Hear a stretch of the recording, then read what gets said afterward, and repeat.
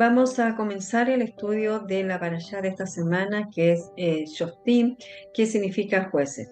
Seguimos estudiando el libro de Devarim y vamos a ver en esta oportunidad la quinta liyá del capítulo 18, versículo 14 al 19, versículo 13.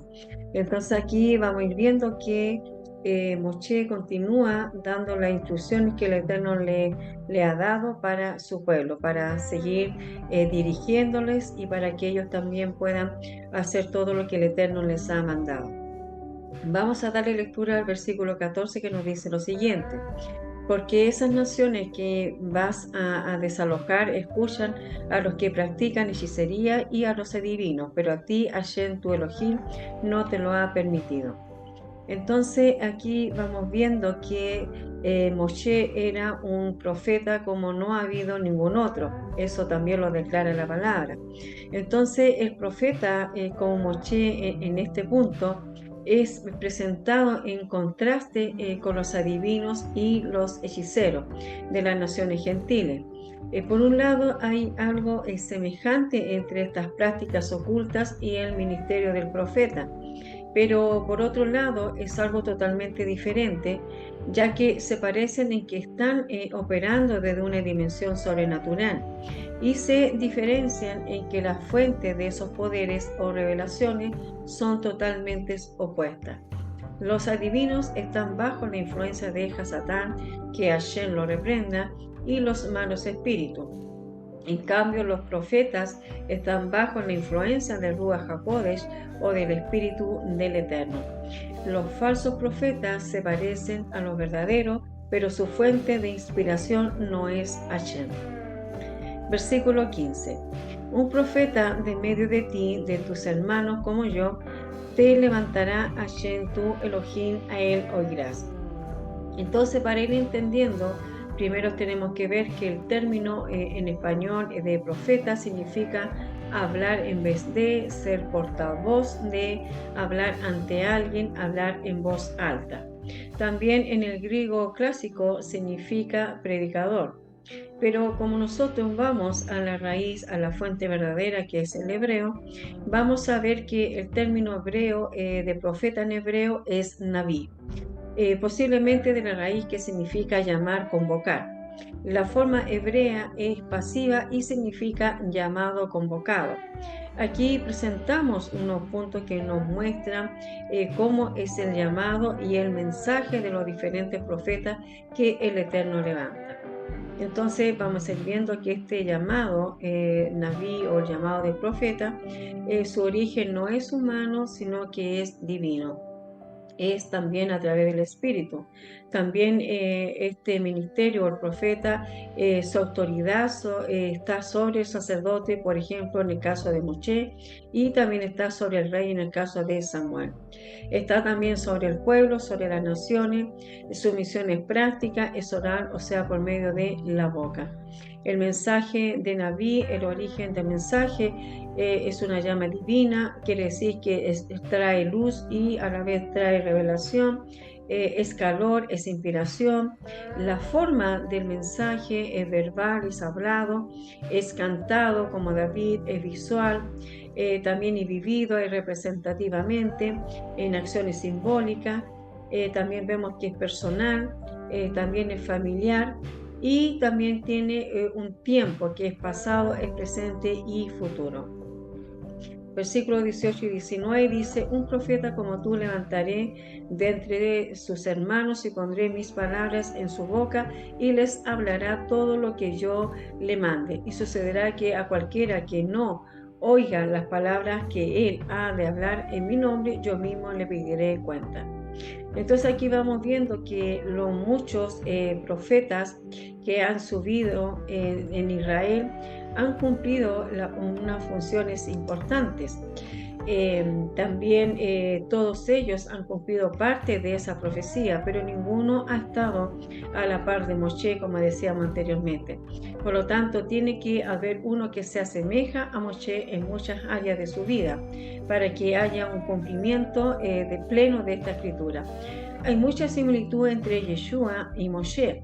Desde su nacimiento hasta su muerte, la vida y ministerio de Moshe constituye una sombra profética del mismo Mesías.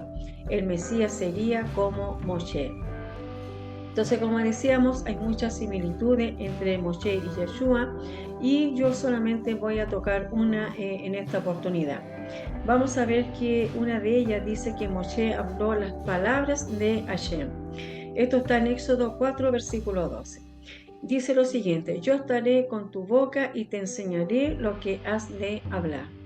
Entonces aquí vemos que Moshe fue el profeta número 1 de Israel. Eso lo tenemos claro.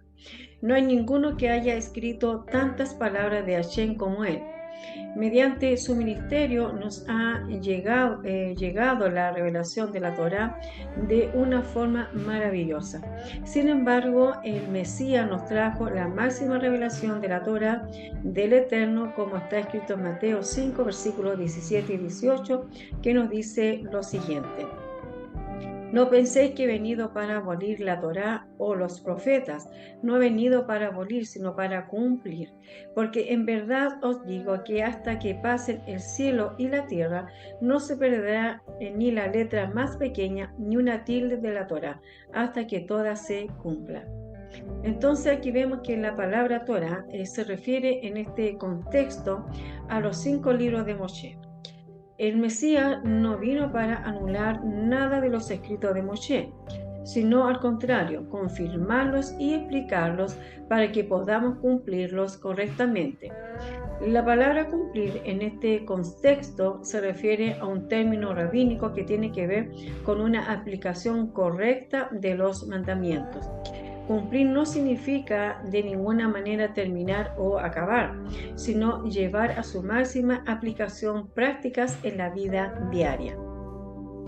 Como Moshe vino como profeta para darnos la Torá, la palabra de Elohim, así vino el Hijo de Elohim como el profeta de los profetas para hablarnos definitivamente lo que había en el corazón del Padre, cuando la Torá fue dada, como está escrito en Hebreos 1, versículo 1 y 2. ¿Qué nos dice? Elohim, habiendo hablado hace mucho tiempo, en muchas ocasiones y de muchas maneras a los padres por los profetas, en estos últimos días nos ha hablado por su Hijo, a quien constituyó heredero de todas las cosas, por medio de quien hizo también el universo.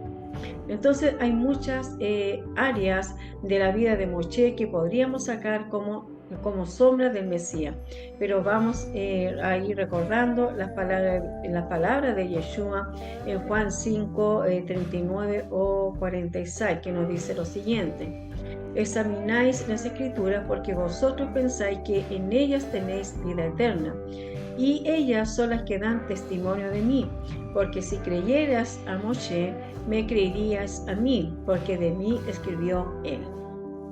Versículo 20. Pero profeta que hable con presunción en mi nombre una palabra que yo no le haya mandado hablar, o que hable en el nombre de otros dioses, ese profeta morirá.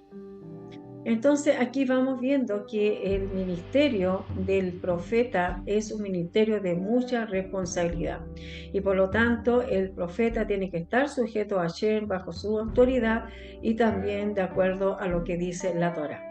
Entonces aquí vamos entendiendo que si una persona pretende profetizar y en ese afán o arrebato emocional diga una sola palabra que el Eterno no haya dicho, ese es reo de muerte. Por lo tanto, aquí vemos que la gravedad de este pecado es comparable a un asesinato, a una idolatría, a un adulterio y a una blasfemia. Entonces, la profecía no es para jugar. Y vemos que también no es para tampoco manipular ni para crear un ambiente espiritual en las reuniones. Es fácil mezclar emocionalismo con inspiración divina. Necesitamos el don del discernimiento de espíritu para saber de dónde viene la inspiración de las profecías que son pronunciadas. Los sabios de Israel no han podido establecer un criterio sólido por medio del cual se pueda evaluar una profecía en el momento que es pronunciada, si es verdadera o falsa. La falsa profecía puede sonar igual que la verdadera. A veces solo puede ser evaluada por la intuición de otro profeta. Rashi menciona tres tipos de personas que deben ser ejecutados por manos de los hombres. Primero, el que profetiza lo que no escuchó de Elohim. Segundo, el que profetiza lo que no fue dicho a él sino a su colega. Y tercero, el que profetiza en nombre de ídolos. Pero el que suprime su profecía, el que viola las palabras de un profeta o el que viola sus propias palabras proféticas, morirá por manos del cielo, como se declara, yo mismo lo reclamaré de él. Versículo 21-22. Y dices en tu corazón, ¿cómo conoceremos la palabra que Hashem no ha hablado? Este punto es sumamente importante y es aquí donde la Torá nos trae la luz, ¿verdad?, para poder nosotros reconocer cuándo la profecía es verdadera o no.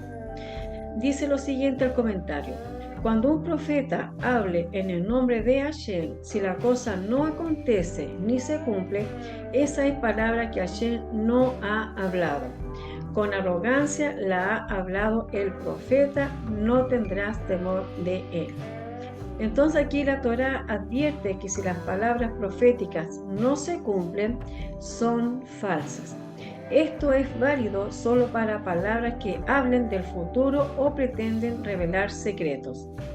El tiempo mostrará si estas palabras fueron falsas o verdaderas.